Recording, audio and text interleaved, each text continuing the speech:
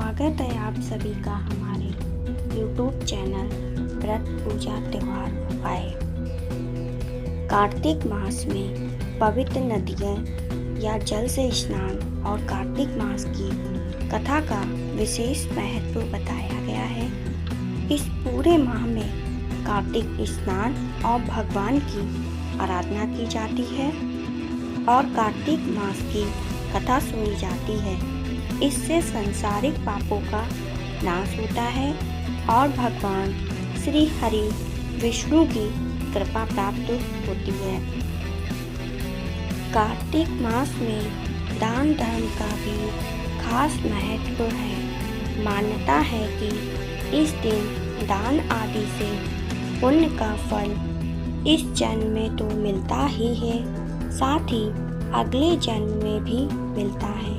कार्तिक स्नान और कार्तिक मास की कथा की पुराणों में बड़ी महिमा बताई गई है।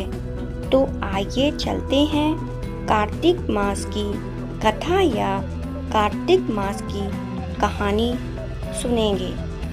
यदि अब तक आपने हमारे YouTube चैनल को सब्सक्राइब नहीं किया है तो ज़रूर कर लें और बेल आइकन को दबाना ना भूलें, जिससे आने वाली सभी वीडियो समय पर आप तक पहुंचती रहें। वीडियो को लाइक कर दें, हो सके तो वीडियो को ज़्यादा से ज़्यादा शेयर करें। चलिए तो अब हम अधिक पुण्य प्राप्त करने वाली कार्तिक मास की सच्ची कथा को सुनेंगे।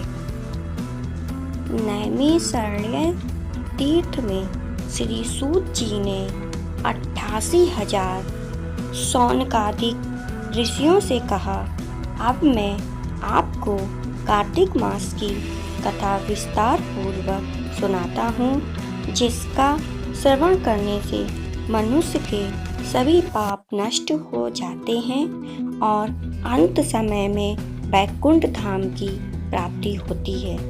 सूत जी ने कहा, श्री कृष्ण जी से अनुमति लेकर देव ऋषि नारद के चले जाने के पश्चात सत्यभामा प्रसन्न होकर भगवान श्री कृष्ण से बोली, हे प्रभु, मैं धन्य हुई, मेरा जन्म सफल हुआ।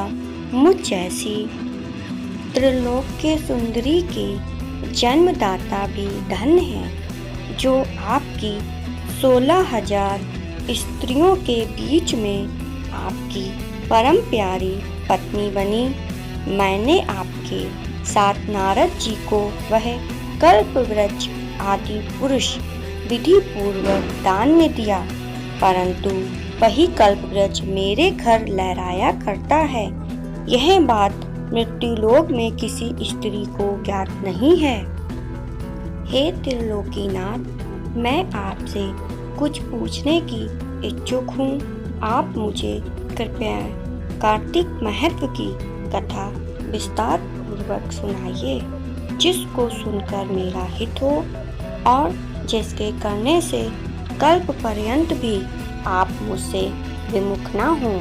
सूत जी आगे बोले, सत्यभामा के ऐसे वचन सुनकर श्री कृष्ण ने हंसते हुए सत्यभामा का हाथ पकड़ा और अपने सैनिकों को वहीं रुकने के लिए कहकर विलास युक्त अपनी पत्नी को कल्पवृक्ष के नीचे ले गए। फिर हंसकर बोले, हे प्रिय, 16,000 रानियों में से तुम मुझे प्राणों के समान प्यारी हो। तुम्हारे लिए मैंने इंद्र एवं देवताओं से विरोध किया था। हे कांते, जो बात तुमने मुझसे पूछी है उसे सुनो। एक दिन मैंने तुम्हारी इच्छा पूर्ति के लिए गरुड़ पर सवार होकर इंद्रलोक जाकर कल्पवृक्ष मांगा। इंद्र द्वारा मना किए जाने पर इंद्र एवं गरुड़ में घोर संग्राम हुआ और गौलोक में भी गरुड़ जी गौओं से युद्ध किया। गरुड़ की चोट से उनके कान एवं पूंछ कट कर गिरने लगे, जिससे 3 वस्तुएं उत्पन्न हुई। कान से तंबाकू, मुंह से गोभी और रक्त से मेहंदी बनी। इन तीनों का प्रयोग करने वाले को मोक्ष नहीं मिलता। तब गौओं ने भी क्रोधित होकर करुण प्रहार किया, जिससे उनके 3 पंख टूटकर गिर गए। इनके पहले पंख से नीलकंठ, दूसरे से मोर और तीसरे से कौवा को भी उत्पन्न हुए।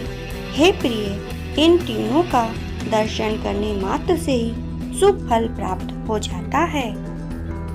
यह सुनकर सत्यभामा ने कहा, हे प्रभु, कृपा मुझे मेरे पूर्व जन्मों के विषय में बताइए कि मैंने पूर्व जन्म में कौन कौन से दान, व्रत व तप किए हैं, मेरा स्वभाव कैसा था, मेरे जन्मदाता कौन थे और मुझे मृत्युलोक में जन्म क्यों लेना पड़ा, मैंने ऐसा कौन सा पुण्य किया था जिससे मैं आपकी अर्धांगिनी बनी। श्री कृष्ण ने कहा, हे प्रिय, अब मैं तुम्हारे द्वारा पूर्व जन्म में किए गए पुण्य कर्मों को विस्तार पूर्वक कहता हूँ, उसे ध्यान से सुनो। पूर्व जन्म में सतयुग के अंत में मायापुरी में अति गोत्र में वेद वेदांत का ज्ञाता देव शर्मा नामक एक ब्राह्मण निवास करता था। वह प्रतिदिन अतिथियों की सेवा, हवन और सूर्य भगवान का पूजन किया करता था। वह सूर्य के समान तेजस्वी था। वृद्धावस्था में उसे गुणवती नामक कन्या की प्राप्ति हुई। उस पुत्रहीन ब्राह्मण ने अपनी कन्या का विवाह अपने ही चंद्र नामक शिष्य के साथ कर दिया। वह चंद्र को अपने पुत्र के समान मानता था और चंद्र भी उसे अपने पिता की भांति सम्मान देता था। एक दिन वे दोनों कुशबा समाधि लेने के लिए जंगल में गए। जब वे हिमालय की तलहटी में भ्रमण कर रहे थे, तब उन्हें एक राक्षस आता हुआ दिखाई दिया। उस राक्षस को देखकर भय के कारण उनके अंग शिथिल हो गए और वे वहां से भागने में भी असमर्थ हो गए। तब उस काल के समान राक्षस ने उन दोनों को मार डाला। चूंकि वे धर्मात्मा थे, इसलिए मेरे पास उन्हें मेरे वैकुंठ धाम में मेरे पास ले आए। उन दोनों द्वारा आजीवन सूर्य भगवान की पूजा किए जाने के कारण मैं दोनों पर अति प्रसन्न हुआ। गणेश जी, शिव जी, सूर्यवा देवी, इन सब की पूजा करने वाले मनुष्य को स्वर्ग की प्राप्ति होती है। मैं एक होता हुआ भी काल और कर्मों के भेद से 5 प्रकार का हूँ। जैसे एक देवदत्त, पिता, भ्राता आदि नामों से पुकारा जाता है। जब वे दोनों विमान पर आरूढ़ होकर सूर्य के समान तेजस्वी रूपमान चंदन की माला धारण किए हुए मेरे भवन में आए, तो मैं दिव्य भागों को भोगने लगे। इस प्रकार हमारा कार्तिक मास का प्रथम अध्याय यहीं पर समाप्त होता है। मिलते हैं अगले अध्याय में।